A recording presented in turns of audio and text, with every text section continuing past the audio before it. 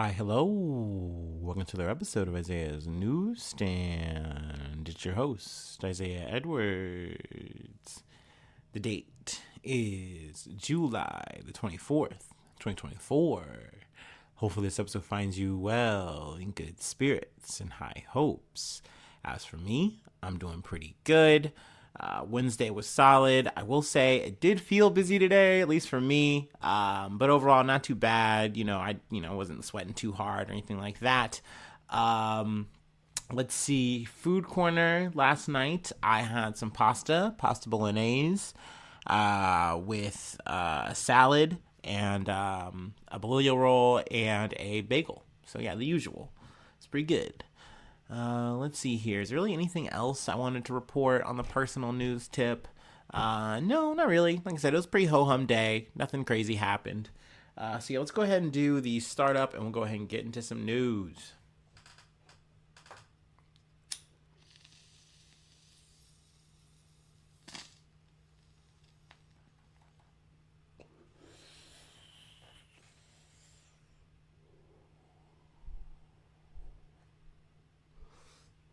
Ooh.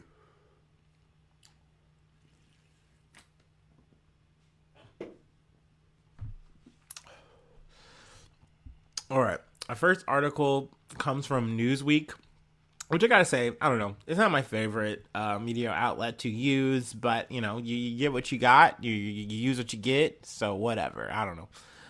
Iranian ex-president Ahmadinejad nearly killed in assassination attempt. Report.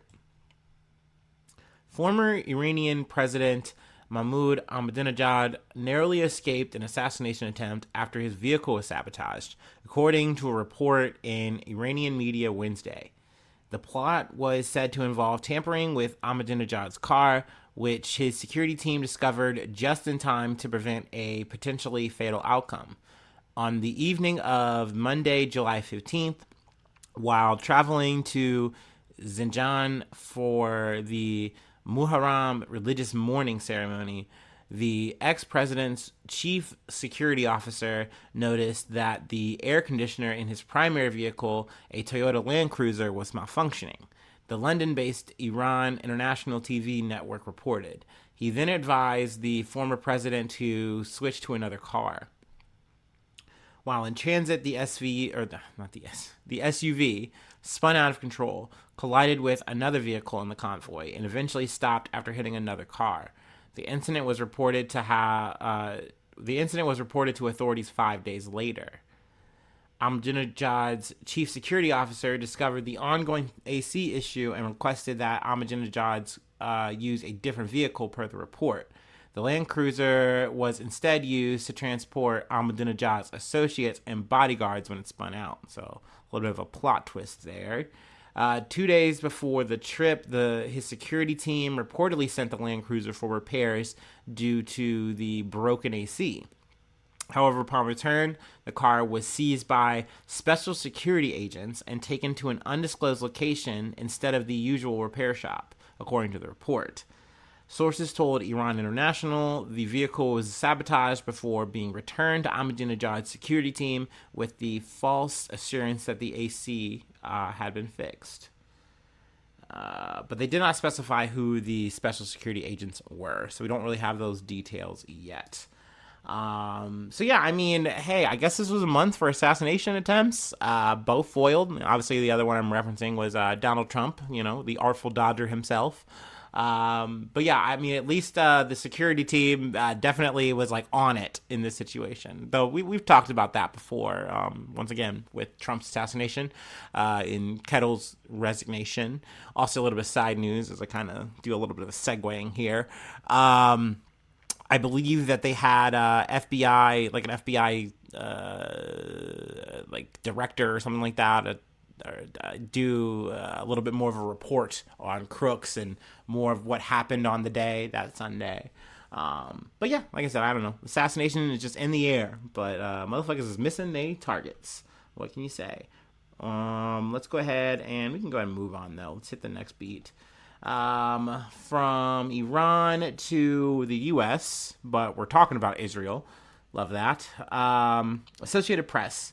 In fiery speech to Congress, Netanyahu vows total victory in Gaza and denounces U.S. protesters.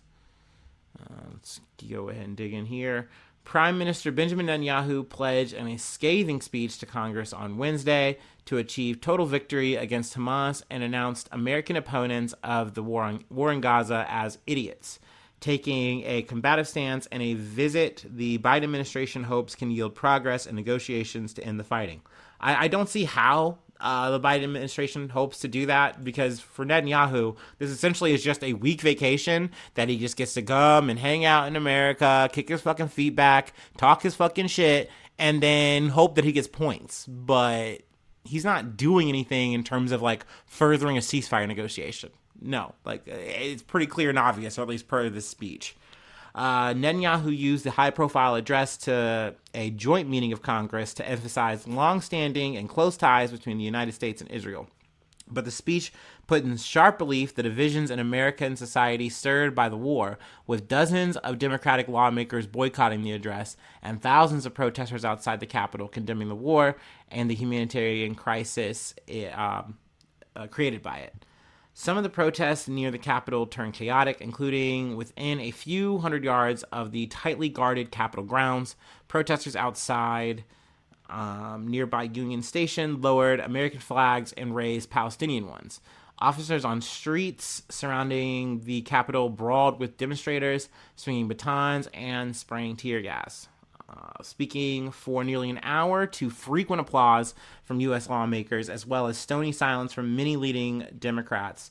Netanyahu said the U.S. has a shared interest in his country's fight against Hamas and other Iran-backed armed groups. Now, I will say it's nice. I think at least 60 Democrats boycotted, I guess including, you can say, Kamala Harris.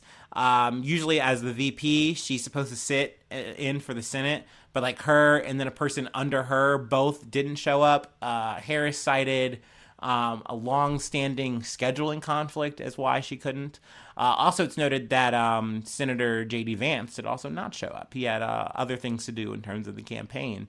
But I don't want to give Kamala Harris or any of these motherfuckers too much credit, because BB is going to be meeting with them in a little side meeting later on, either right after or like tomorrow, whatever. Like they're essentially all going to meet up and kiki and talk about shit and do photo ops or whatever there.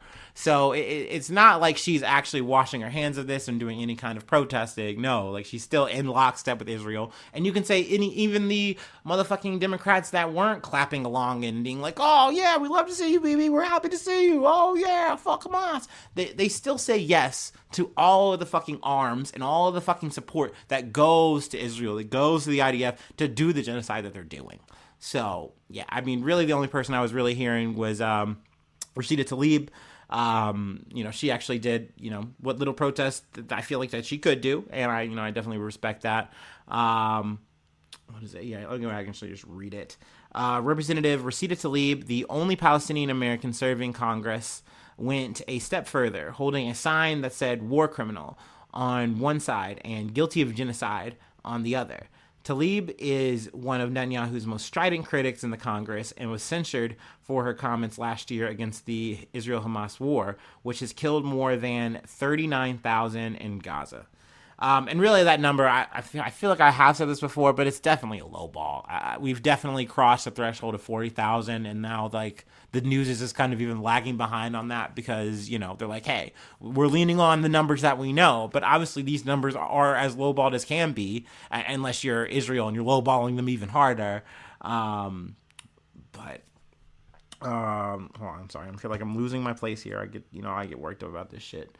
Netanyahu steered away from discussing efforts by the United States and Arab allies to negotiate an end to the fighting and a release of surviving hostages seized by Hamas-led militants. He accused American protesters of the war of standing with the militants who he said killed babies. Even though, wait a second, don't you literally have IDF soldiers killing babies right now? Like, we have pictures, we have video evidence of that. That's happening live. But okay, all right. Let's see here. Netanyahu is frequently accused of wading into U.S. politics in favor of conservative and Republican causes, started his remarks with praise of President Joe Biden, but he turned to lavishing praise on former president and current presidential contender Donald Trump for all he's done for Israel. Great ally Donald Trump is, which is true. Under his administration, he has done more to push for what Israel wants, And I'm sure you're going to see more of that, if and when he does get into office come November, but we shall see. But yeah, he planned on meeting up with him in Mar-a-Lago, I believe on Friday or something like that. And I think he's meeting up with Biden and Kamala on Thursday. So cool, I guess. Let's see here. I guess a point that I know conservatives do like mentioning that Bibi touched on, and by Bibi I mean Benjamin Netanyahu. I know I gotta mention that because that's his little nickname. Why should members of Congress, why should the American people defend Israel in their moment of need? Because it is a national security interest of the United States to defeat Hamas and other Iranian proxies, Barr said. And that's Representative Andy Barr, Kentucky representative, Republican. So yeah, I mean, that's a sentiment that's kind of carried that by beating Hamas, you're actually beating a proxy of Iran. So therefore you're fighting for the good guys and you're beating the bad guys. But it's no, dude, none of these civilians that are getting blown up have anything to do with this realpolitik bullshit that you're trying to push, dude. And I really do think that people see that. And also I think another thing that's important to mention, I think I was kind of getting in the weeds and forgot, there were other protesters that have hostage family involved in this shit that are, in Gaza right now. And they're trying to plead with BB to just actually do something, actually commit to doing a ceasefire to get them home. And then you can do all this fucking war shit later.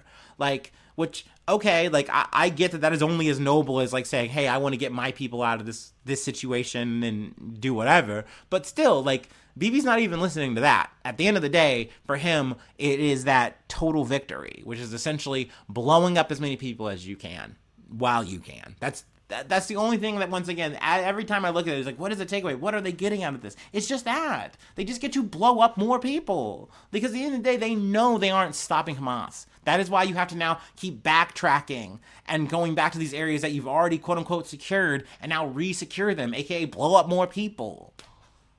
Because you're not getting rid of Hamas, and they know that. They know that that's not actually what this campaign is about. It's revenge. It is this long-term goal of pushing people out of this area so that it can be your area, you feel like it's in the good book,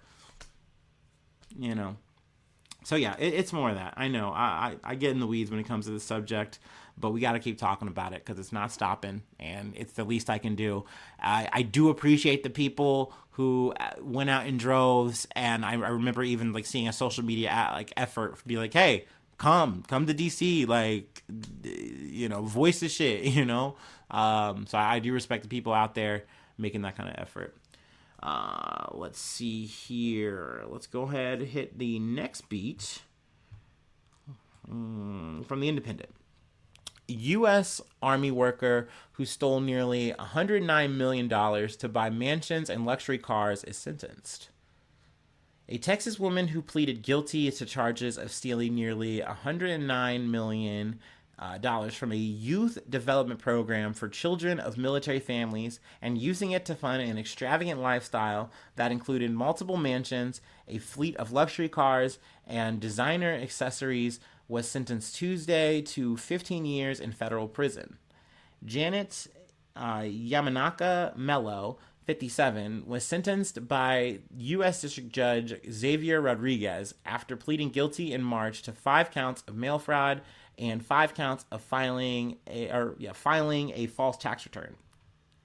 Prosecutors say Mello, a civilian employee at Fort Sam Houston in San Antonio, stole the money and used it to purchase one lavish item after another, including $923,000 of jewelry in a single day in 2022. Whew, what a shopping spree! I wish. Talk about a retail therapy moment. She's like, I deserve this shit. Mello was a financial manager who handled funding for a youth program at a military base and determined whether grant money was available. She created a fraudulent group called Child Health and Youth Lifelong Development, prosecutors said. Janet Mello betrayed the trust of the government agency she served and repeatedly lied in an effort to enrich herself, said U.S. Attorney Jamie Esparza for the Western District of Texas. She realizes she committed a crime. She did wrong and is very... I'm sorry, I scrolled too far ahead. Rather than $109 million in federal funds going to the care of military children throughout the world, she selfishly stole that money to buy extravagant houses, more than 80 vehicles, and over 1,500 pieces of jewelry, Esparza said. Defense attorney Albert Flores said Mello is deeply remorseful. She realizes she committed a crime and did wrong and is very ashamed. I also add, I feel like this is such a cunty response by Flores, but he says, I don't think the court gave us enough credit for that, but we can't complain. In regards to Mello saving many of the things that she bought with the money and with the hopes that the items are going to be reimbursed to the government. Dude, the government's going to do that shit automatically. They don't fucking care. Of course that they're going to fucking... that's not a goodwill thing. You were in the process of stealing and getting caught, and you're like, oh, fuck. And you kind of realize, yeah, I guess I got to give this back, huh? Nah, dude, that's not any kind of goodwill or last-minute altruism. Whatever. I don't know. Prosecutors said Mello used the fake organization she created to apply for grants through the military program. She filled out more than 40 applications over 6 years, illegally receiving nearly $109 million. Assistant U.S. Attorney Justin Simmons wrote in a court document asking for Mello to be sentenced for more than 19 years in prison. Let's see here. Mello used the money to buy millions of dollars of real estate, clothing, high-end jewelry, and 82 vehicles that included a Maserati, a Mercedes, and a 1954 Corvette, and a Ferrari Fratelli motorcycle. I mean, she definitely spent it like it was going to go away. I don't know. Maybe she just kind of knew that this was just, not going to last forever and she was just going to live it up. I don't know, because it's just so blatant, and I feel like whenever I cover a scam or a fraud, the people that are going to be careers at this, that are planning on doing this for life, they just have some kind of plan, and it definitely doesn't involve them spending all of it on the most loudest shit that they can do. Those are the people who get caught quick. So I don't know, maybe they just had this notion of hey, let's just spend it, let's just keep doing this shit until we get caught. I don't know.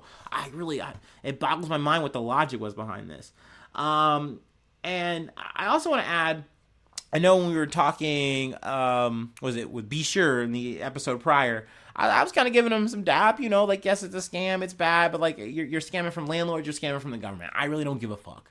In this situation, you go, oh, well, you're scamming from the military. That's government adjacent. Do I really give that much of a fuck? And it's no, I don't, but this is for kids. I believe it's for military youth or whatever. And you can argue oh, indoctrination, blah, blah, yada, yada. But at the end of the day, this is for the kids, for the youth. And if you're taking money out of their programs and stuff for them, I think that's pretty fucked up. And this person was knowingly doing that, saying, well, I mean, hey, it's going to a good cause. Me. So yeah, boo this woman. I would definitely send her to Tomato Town. I hate to say it, but sometimes you just gotta go. You did her wrong. And I do love the defense. There was a friend, a coworker and friend of Mello's, Denise Faison, defended Mello in a letter to the judge. Janet Mello is a good, kind, and caring and loving person that would do no harm to anyone, Faison wrote. Janet has so much more to offer the world. Please allow her to repay her debt to society by returning what she has taken, but not to be behind prison bars. No, I'm kind of okay with it. Don't get me wrong. Y'all know I don't love the prison system, but maybe just a little bit. A few years is okay. I'm sure she'll get out for good behavior or something, right? I don't know. Anyway, we have one more thing I wanted to cover, and then we'll go ahead and call it. So let's go ahead and take our last break, and we will get into it.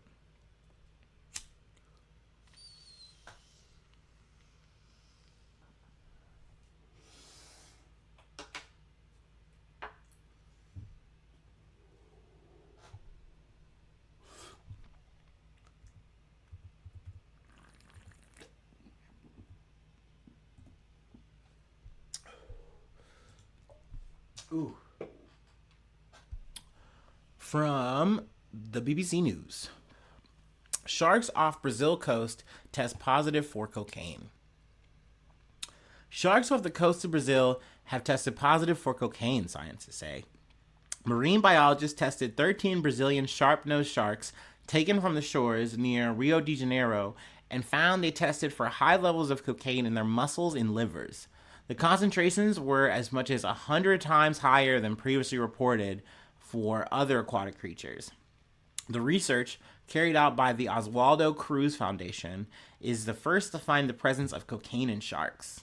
So, y'all knew, I mean, this is drugs in nature. I was so driven to this story, I had to talk about it. Experts believe the cocaine is making its way into the waters via illegal labs where the drug is manufactured or through the excrement of drug users. I loved when I heard this on like the BBC because they were trying to find the nicest way of saying it. And they're like, yeah, we believe it's either through the labs or it's through the sewer systems. And it's like, well, how did it get there? Like a ninja teenage mutant postal service infect the water? What happened? And it's like, no, it was through the poop. Just say it's through the poop. And they said enough to more or less say it, but I just love that they kind of had to keep saying it's through the sewer system. I'm like, yeah, dude, it's through it's cocaine filled shit. The fish are getting cocaine filled shit in them, or I guess the sharks, I should say. I'm sorry, and they're getting all charged up. But let's see here. Sarah Novis. Excuse me. There's also a third thing too. Packs of cocaine lost or dumped by traffickers at sea could also be a source, though this is less likely. That kind of makes sense because it's not as common enough to actually be oh, it infects 100% of a population. No, or not 100% of the population, but they took a sample, and of this sample, all of it was filled with cocaine in terms of the sharks. But Sharon Novis, a marine ecotoxicologist at the Marine and Environmental Sciences Center of the Polytechnic University of Lena, told Science magazine that the findings are very important and potentially worrying. Excuse me. All females in the study were pregnant, but the consequences of cocaine exposure for the fetuses are unknown, experts say. I don't know. I'm assuming fetuses is fish fetuses, maybe, or it's a typo, but whatever. Further research is required to ascertain whether cocaine is changing the behavior of the sharks. However, the previous research has shown that drugs were likely to have similar effects on animals as they do on humans, which I'm kind of happy to hear that because I'm not a scientist, but that would be my fucking guess. That if you crank up a motherfucking shark with cocaine, they're going to look like they're on cocaine. And sure enough, you look at them sharks' eyes, I don't know. Once again, not a scientist, I don't fucking know, but that motherfucking shark looks ready to go. That motherfucker looks like he done took a couple of key bumps. That's all I'm saying. Now, normally this is where I'd like to call off and sign off, but I actually did kind of want to close on an update, and kind of figure out when I wanted to insert this, and I just figured, I say, it's just better now than never, or later, whatever, let's just do it now. And it is an update on the killing of the woman in Illinois, and the cop who was charged. So we're going to close out on this one.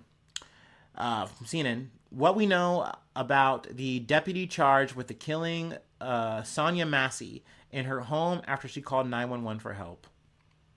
The family of Sonia Massey is calling for a probe into the hiring of a sheriff's deputy charged with fatally shooting the 36-year-old black woman in her Illinois home this month, citing their concerns over records showing he worked at 6 law enforcement agencies in 4 years and was charged with driving under the influence twice. Sean Grayson, who they also have named, the 30-year-old Sangamon County Sheriff's deputy, who has since been fired from the agency, was indicted by a grand jury last week on 3 counts of first-degree murder and 1 count each of aggravated battery with a firearm and official misconduct in connection with the July 6th shooting at Massey's home near Springfield. Now, I've already kind of talked about this. I really don't want to get too much into the details about this because I know we're going to be covering it more in the future. But I kind of wanted to close out in this and just to say that I was at least obviously it sounds fucked up to say this, but I was happy to at least see people once again on my timeline, like on my social media, immediately bring this up when it like when the video came out. You know, which makes sense because obviously I'd heard this shit and y'all know how I usually like to cover this shit. I would just rather read about it than usually watch it until I fucking have to. And I've seen, you know, brief clips of it. It is just as sad as we just got, if not worse. And to hear the cop, like, to hear Grayson just be so, like, just fuck it, dude. She's shot in the head. Like, just so matter of fact about what he had just done to a person who was clearly so frightened to have a gun in their face by a person who has a license to kill. And all they're doing is boiling water. And they thought they called the cops to stop a prowler. And now their life is in danger. You know? It's just crazy. Once again, referencing social media because people remind you that this is not the first time that this has happened. That this happens so often. And just this specific kind of circumstances of like literally a cop coming into your home, more or less tantamount to a home invasion and killing you. So I'm at least happy that people are as outraged as I am. Not to like say, oh, you know, I'm a guy. I'm glad people are just like me on but it shows that people really are paying attention and they aren't letting this shit go. And, you know, I know that this is like a very, very much a systematic thing and it will keep happening, sadly. But I am glad to see that more people are calling it out. And you even saw, I was talking about this to a person at work. You saw the cops reflexively act in this situation. Like before the video came out, they had already more or less fired this guy. Like he was on the way done. And you usually just don't see that. But that happens more and more, I'm noticing. And I'm hoping that's at least something that's inkling towards change. But more or less, I feel like it's just these fucking cops covering their ass. It's more that than anything else. I don't want to be that optimistic about it. But, goddamn it. I also wanted to mention this because obviously we didn't have her name at that point when I was, I'd covered it then. So yeah, I wanted to say that too for the record. So, my condolences to Sonia Massey, to her family. Like obviously none of this is going to undo this, bring anyone back, but I do hope that she can get some sense of justice, that the family can get that. And, you know, I'll definitely keep you posted on this fucking shit for sure. For fucking sure. But yeah, that's where we'll close it out. If you'd like to help out, support the effort, I do have a Patreon, patreon.com/Isaiah News. Free ways to hit me up though, IsaiahNews1@gmail.com. If you don't want to use an email to contact me, you feel free to use any of the socials. My DMs are open, or the podcast, whatever. Let's see here. Another free way to help out, subscribe to the YouTube. Trying to get those subscriptions up so that YouTube can just start paying me. But yeah, like the episode, hit a comment, leave a cool comment, something nice, something positive. But yeah, I don't know. Hopefully I see you soon for some more good news. I love ya. Bye-bye. Mwah.